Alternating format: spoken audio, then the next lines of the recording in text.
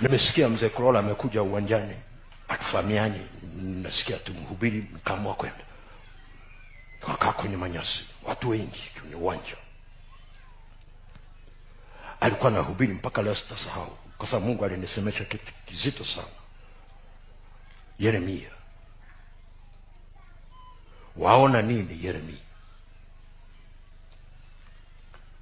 Akasoma wakati ndio Biblia za zipu ndio zinaanza, akamaliza, akafunga zipu yake ile Biblia, akaweka.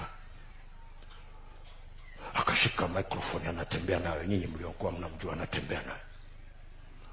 Anaeleza juu ya mzigo aliokuwa nao kwa kuzunguka kila mahali nchini.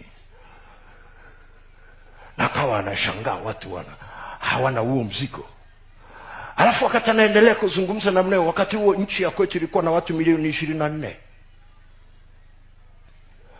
Akanyosha mkono, akasema milioni 24 wakipotea utaulizwa.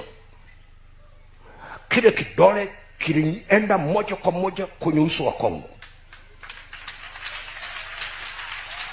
Sasa inawezekana na mwingine kilienda kwake, mwingine kilienda kwake, lakini mimi niliona kinaninyoshea mimi.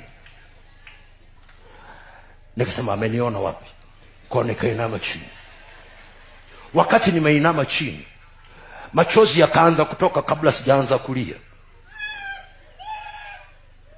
Ghafla mzigo wa kuona watu walioko katika nchi hii wanamjua Bwana ulishindiliwa ndani yangu kama sumaku.